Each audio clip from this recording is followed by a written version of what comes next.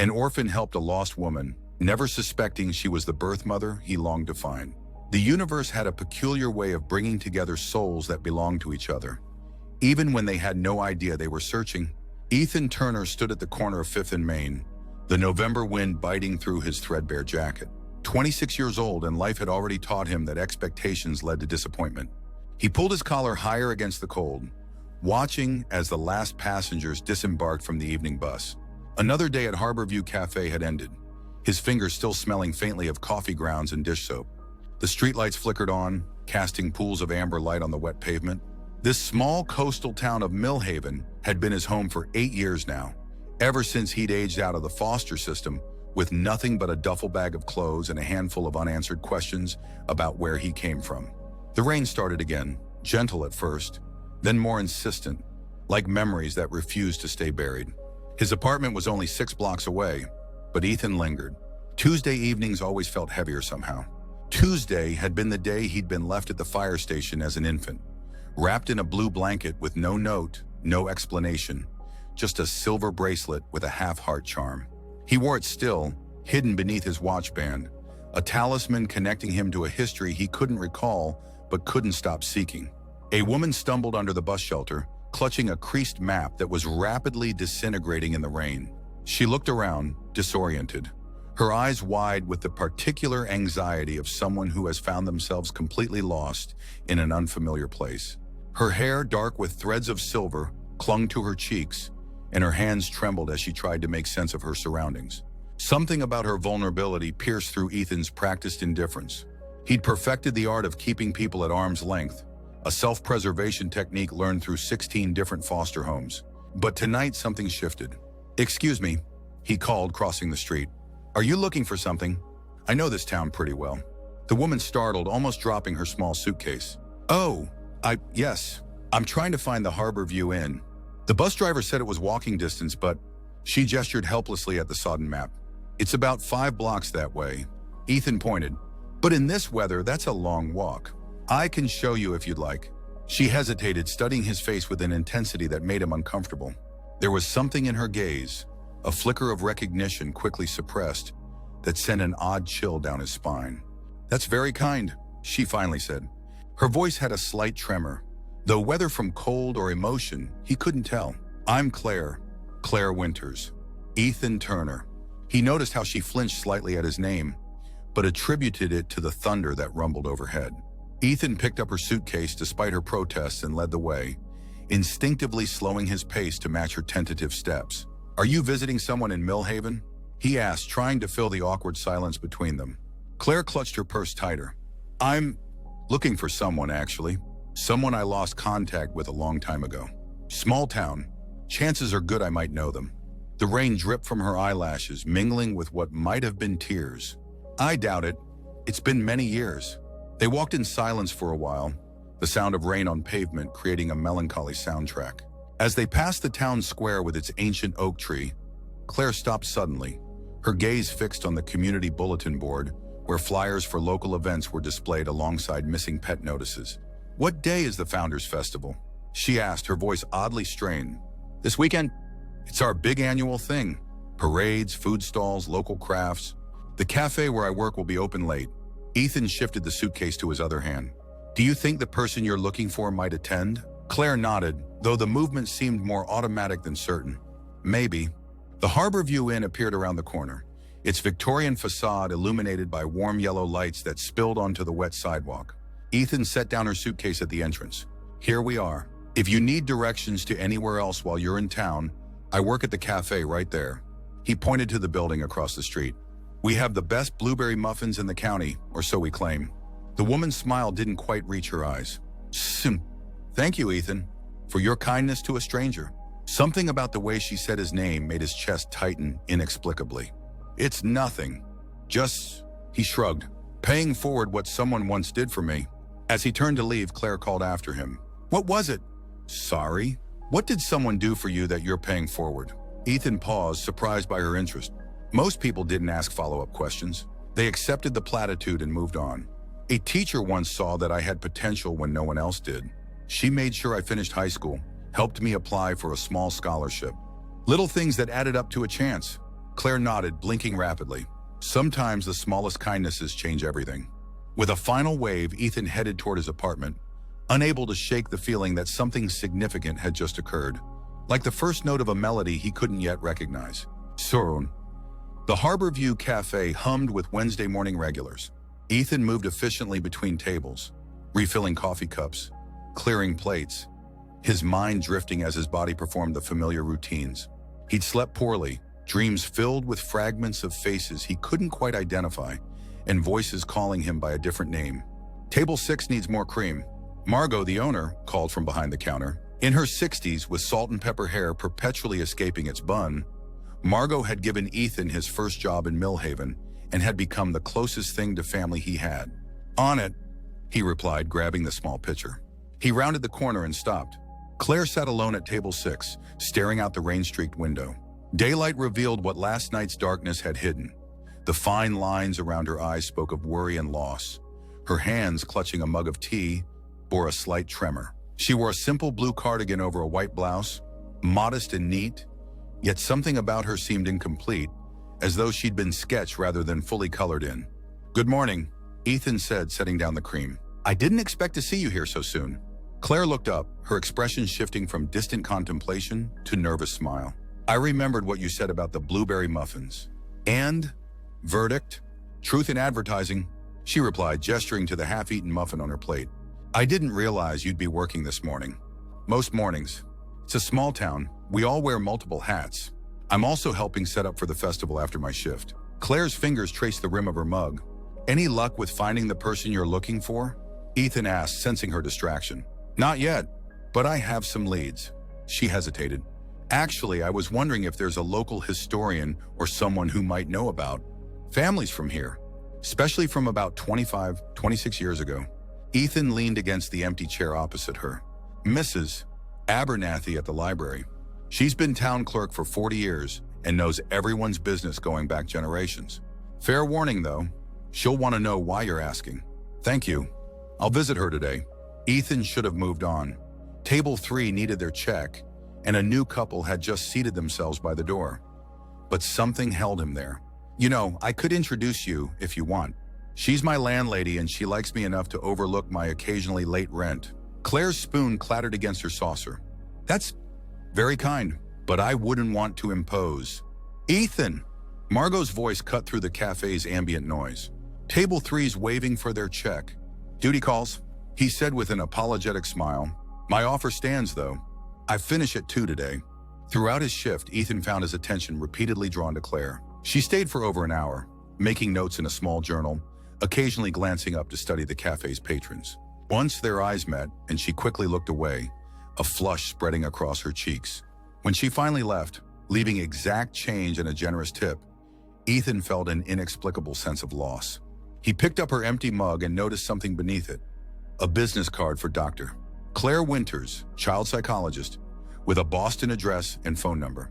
Flipping it over, he found a handwritten note. "Library at 2:30. If the offer still stands."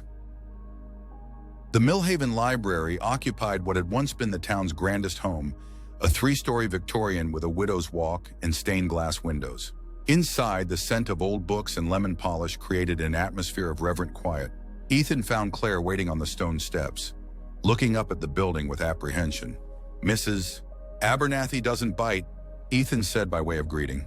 "Much." Claire attempted a smile. "It's not her I'm nervous about. It's what I might find. Looking for skeletons in someone's closet? Something like that." She clutched her purse tighter. "Thank you for meeting me. I didn't want to leave the card, but I wasn't sure I'd see you again. In a town this size, impossible to avoid anyone for long." Ethan held the heavy oak door open. "After you, Dr. Winters." Inside, they found Mrs. Abernathy exactly where Ethan expected. Behind the main desk, her white hair in a perfect French twist, half-moon glasses perched on her nose as she cataloged returns. At 73, Eleanor Abernathy moved with the precise efficiency of someone who believed librarianship was not merely a profession, but a sacred calling. "Ethan," she said without looking up, "your rent check was 2 days late again. But it cleared, right?" "Irrelevant to the point I'm making." She finally raised her eyes, noticing Claire.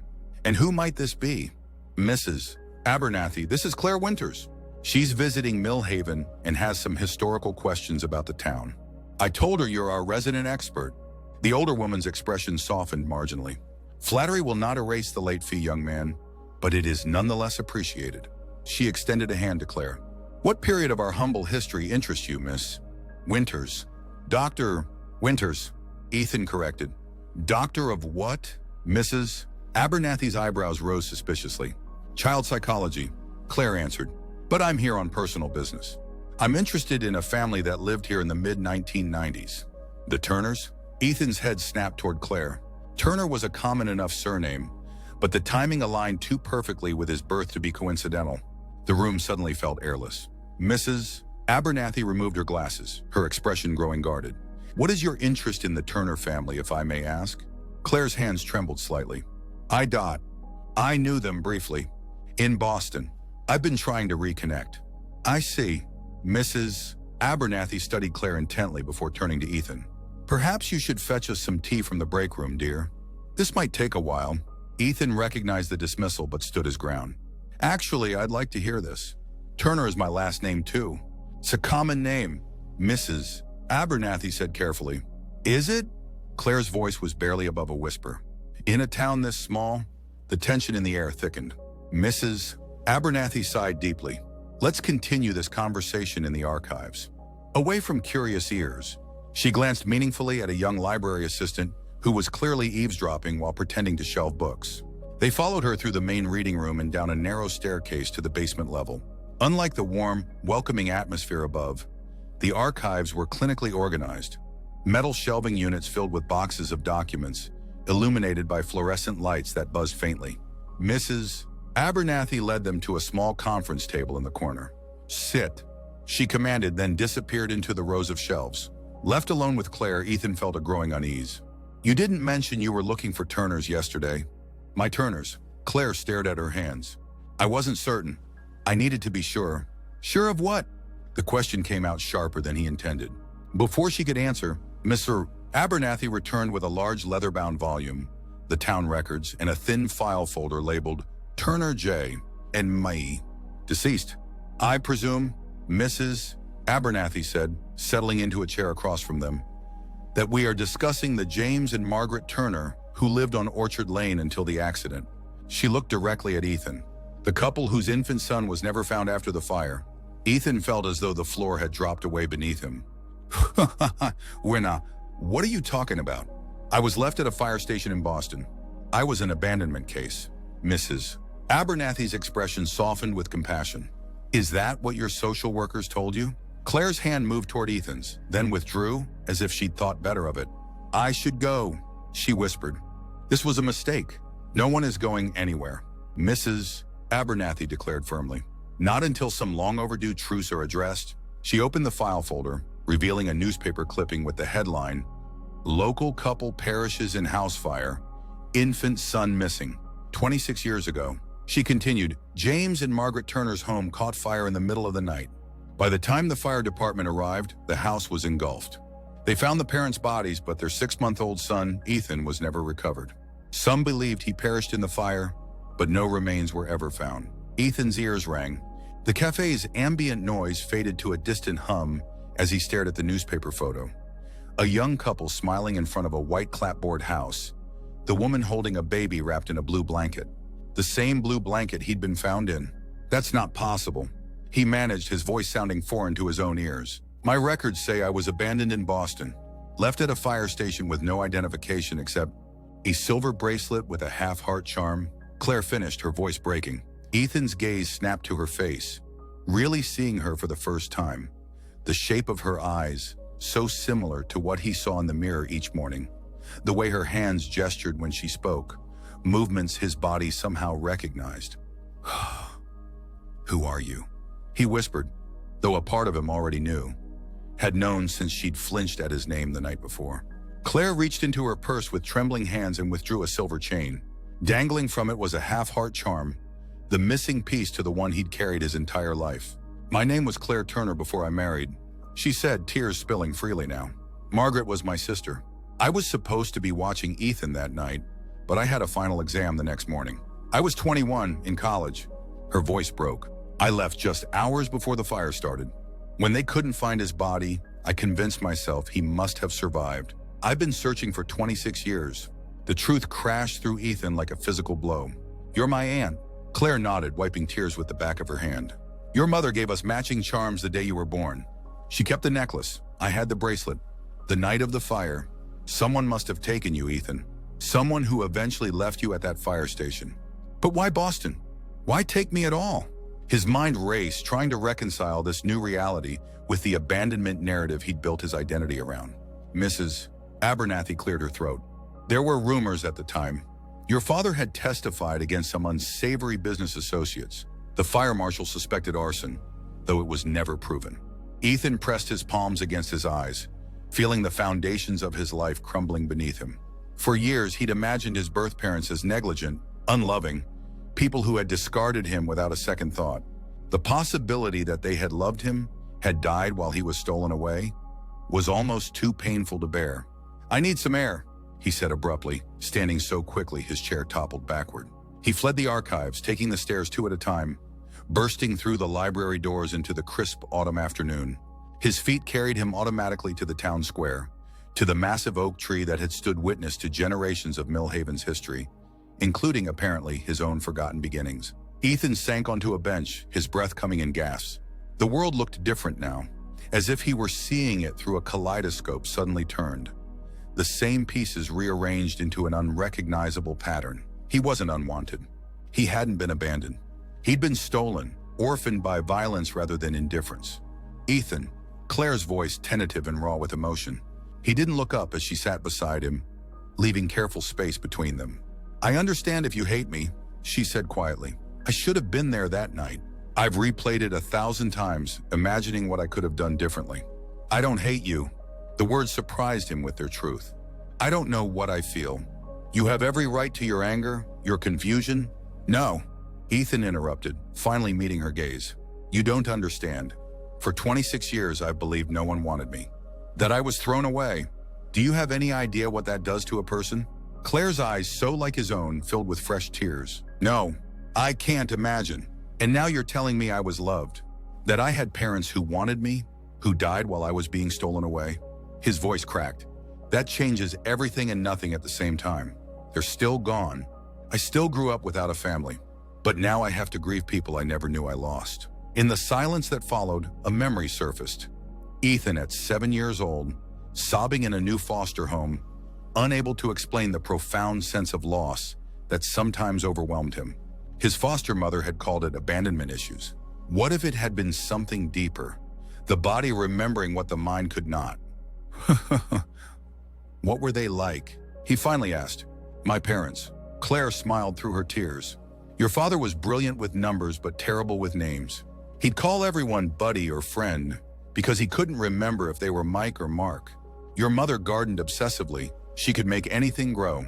She sang constantly, old folk songs mostly. You used to stop crying instantly when she sang Red River Valley. The detail hit Ethan like a physical blow. Throughout his childhood, that melody had always soothed him, though he'd never known why. Foster parents had remarked on it, how humming that particular tune would calm him when nothing else would. I have photos. Claire continued softly. Letters. Your baby book, which I took home to show my roommates the weekend of the fire. I've kept everything, hoping someday. You never stopped looking for me? Never. Even when everyone told me to accept that you were gone. I've followed every lead, hired private investigators, submitted my DNA to every database. After my husband died 5 years ago, I took a sabbatical from my practice to search full-time. She hesitated.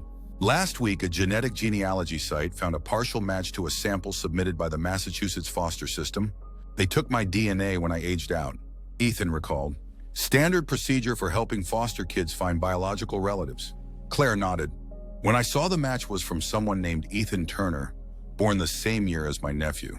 I knew I had to come here to where it all began. A soft rain began to fall, but neither moved to seek shelter. The gentle patter on leaves created a cocoon of privacy around their shared grief and cautious hope. I have an album, Claire said hesitantly, in my hotel room. Pictures of you as a baby with your parents.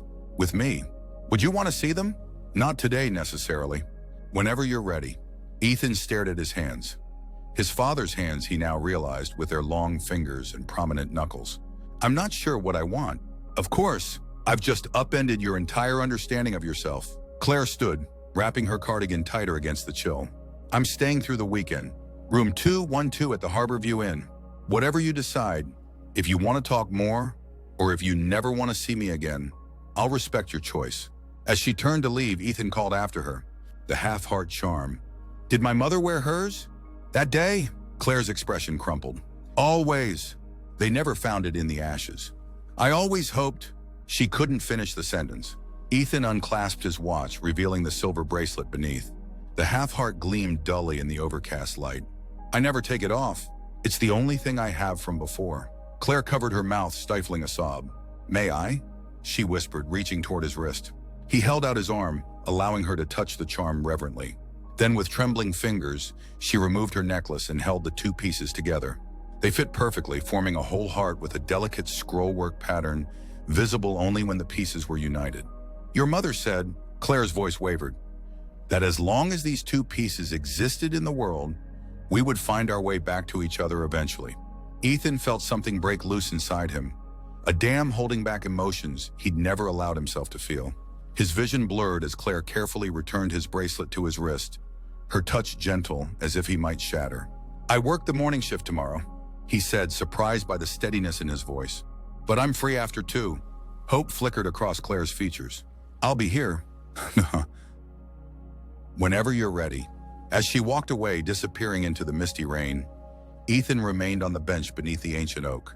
The ground beneath him felt simultaneously less stable and more real than it had hours before. He was no longer a discarded child, but a lost one, stolen, mourned, and finally found. The rain fell harder, soaking through his thin jacket, but he didn't move. For the first time in his life, the cold felt cleansing rather than punishing. Tomorrow he would begin the impossible task of reconciling the abandoned orphan he'd believed himself to be with the cherished child he apparently was. Tonight he would simply let himself feel the weight of all he'd lost and the unexpected miracle of what he'd found. Above him, the oak's branches swayed in the wind, releasing a shower of amber leaves that spiraled down around him, like nature's own form of baptism. A rebirth into a life where the greatest wound of his existence was simultaneously deepened and healed by the truth. The Founders Festival transformed Millhaven's town square into a kaleidoscope of color and sound. Ethan moved through the crowds with a strange sense of displacement, as if walking through a dream. 3 days had passed since the revelation in the library archives. 3 days of looking at old photographs, of hearing stories about parents he couldn't remember, of trying to reconcile 26 years of believing one truth with the reality of another. Cotton candy? Claire appeared beside him, holding out a cone of pink sponge sugar. They had fallen into an uncertain rhythm, meeting for lunch, walking through town as Claire pointed out places from his infancy, carefully navigating the emotional minefield of their shared history. Thanks. He took the offering, their fingers brushing briefly. They wandered through the festival, past booths selling handcrafted jewelry and children racing with painted faces. The normality of the scene felt surreal against the seismic shifts occurring in Ethan's internal landscape. I used to bring you here, Claire said as they passed the carousel. When you were just a few months old, your mother would dress you in this ridiculous sailor outfit. You hated the hat. Ethan smiled despite himself. I still hate hats. Some things never change. Claire's expression grew wistful. I leave tomorrow morning. The statement landed like a stone in still water, sending ripples of unexpected panic through him. So soon? My practice ... I have patients waiting. She hesitated. But I was hoping, that is, if you wanted, maybe you could visit me in Boston sometime. See where I live. I have a guest room that's always ready. The invitation hung between them, weighted with implication. To visit would mean acknowledging a connection, accepting a relationship he wasn't sure he was ready for. I don't know, he said honestly. This is all still so overwhelming. I understand. Claire's disappointment was visible despite her attempt to hide it. There's no pressure, Ethan. Just know the invitation stands. Always. They continued walking in silence until they reached the community stage where local musicians were performing. The current act, an elderly man with a harmonica, was playing a hauntingly familiar melody. Red River Valley, Claire whispered, her voice catching. The simple tune washed over Ethan, triggering something deep and primal, a cellular memory of being held, of feeling safe. Without warning, tears spilled down his cheeks. "I'm sorry," he whispered, embarrassed by the public display of emotion. "I don't know why Don't apologize." Claire's own eyes glistened. "Your body remembers, even if your mind doesn't." A small commotion at the edge of the crowd caught their attention. Mrs. Abernathy was making her way toward them, clutching a large, dust-covered box. "There you are," she called, slightly breathless. "I've been looking everywhere for you too." "What's that?" Ethan asked, grateful for the distraction. "Something that should have been given to you years ago." She set the box on a nearby bench. "After our conversation in the archives, I remembered something. When the Turner's house was being cleared after the fire, some items were salvaged from the detached garage, which wasn't badly damaged. With no known next of kin in town, everything went into storage at the municipal building." Claire frowned. "But I was next of kin. I should have been notified." "You had already left town by then, dear. From what I understand, you were not well after the tragedy." Claire looked away. "I had a breakdown. Spent 6 weeks in a psychiatric facility." Mrs. Abernathy nodded sympathetically. "By the time anyone thought to look for you, the trail had gone cold. The items have been sitting in storage ever since. When I mentioned your return to Mayor Holloway yesterday, he authorized the release of the box to you both." With trembling hands, Ethan lifted the lid. Inside lay an assortment of smoke-damaged items, photo albums with curled edges, a man's leather wallet, a small jewelry box, and a thick manila envelope. "I'll leave you to it," Mrs. Abernathy said quietly, squeezing Ethan's shoulder before disappearing back into the crowd. Claire sank onto the bench beside the box, her face pale. "I never knew anything was saved." Ethan carefully lifted out the wallet, opening it to find his father's driver's license. James Turner, with a face that echoed his own, only with darker hair and a broader nose. A library card, credit cards long expired, and behind them all, a photo of baby Ethan being held by his mother. "You have his smile," Claire whispered, "and Margaret's eyes." Next came the jewelry box, which contained a woman's wedding ring and a man's gold watch, its face cracked from the heat of the fire. At the bottom of the container, Ethan discovered a sealed envelope with, "For Ethan on his 18th birthday," written in flowing script. "My sister's handwriting," Claire confirmed, her voice breaking. Ethan stared at the envelope, suddenly terrified of its contents. "I can't." "You don't have to open it now," Claire assured him. "Or ever, if that's your choice." But even as she spoke, his fingers were breaking the seal, extracting several pages of delicate stationery. The letter was dated just 2 weeks before the fire. "My dearest Ethan," he read aloud, his voice hardly more than a whisper. "As I write this, you are sleeping in your crib beside me, making those little sighing sounds that melt my heart every time. It's strange to imagine you as the young man who will someday read these words. 18 years is an eternity from now, and yet I know it will pass in the blink of an eye." His voice faltered as he continued reading silently. His mother's hopes for his future, her reflections on the joy he had brought to their lives, her unwavering belief in the person he would become.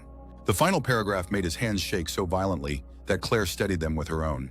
"Whatever path you choose in life, know that you were loved beyond measure from your very first breath. Your father and I see in you all the goodness this world has to offer, and our greatest wish is that you never lose sight of your own worth. You came to us after years of waiting, our miracle child, and not a day passes that we don't thank the universe for entrusting you to our care. All my love for all my life, Mom." The festival continued around them. Laughter, music, the scent of fried food and cotton candy. But Ethan and Claire remained in their bubble of shared grief and healing. Without a word, he carefully returned the letter to its envelope and placed it back in the box. "Would you?" His voice cracked. He cleared his throat and tried again. "Would you tell me more about them? Not just the facts, but the small things. What made my father laugh?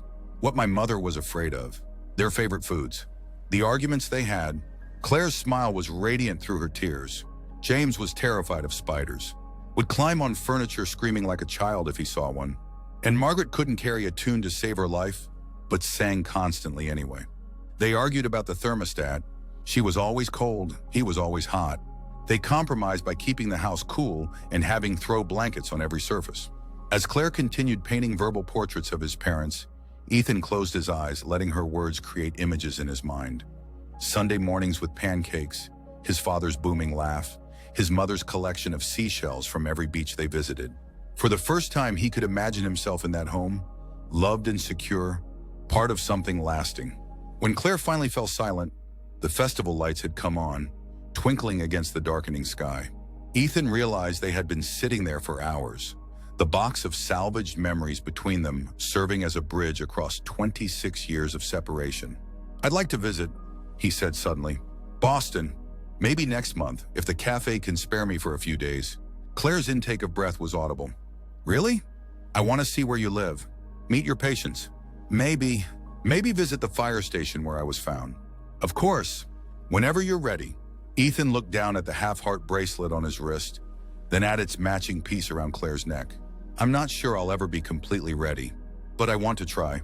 As they packed the precious items back into the box, the festival fireworks began, illuminating the night sky with bursts of color and light. Ethan found himself thinking of the fire that had claimed his parents' lives, how something so destructive could, in its terrible way, create its own kind of illumination decades later.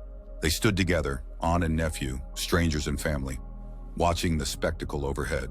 When Claire tentatively slipped her hand into his, Ethan didn't pull away. The connection felt simultaneously foreign and familiar, like returning to a home he'd never known he had. "They would be so proud of you," Claire whispered, her gaze fixed on the fireworks. "The man you've become despite everything." Ethan squeezed her hand gently. "Tell me that story again." "The one about my first Christmas?" As Claire began to speak, her voice warm with memory, Ethan closed his eyes. He couldn't reclaim the years lost to fire and circumstance. Couldn't resurrect parents known to him only through photographs and secondhand stories. But here, in this moment, he could begin to weave their legacy into the fabric of his future, could honor their love by accepting the connection that had found its way back to him against impossible odds. An orphan had helped a lost woman, never suspecting she was the family he longed to find. And in that simple act of kindness to a stranger, the universe had finally completed a circle broken 26 years before. Above them, the fireworks painted ephemeral patterns against the night sky. Beautiful, fleeting reminders that even in darkness, light finds a way to return.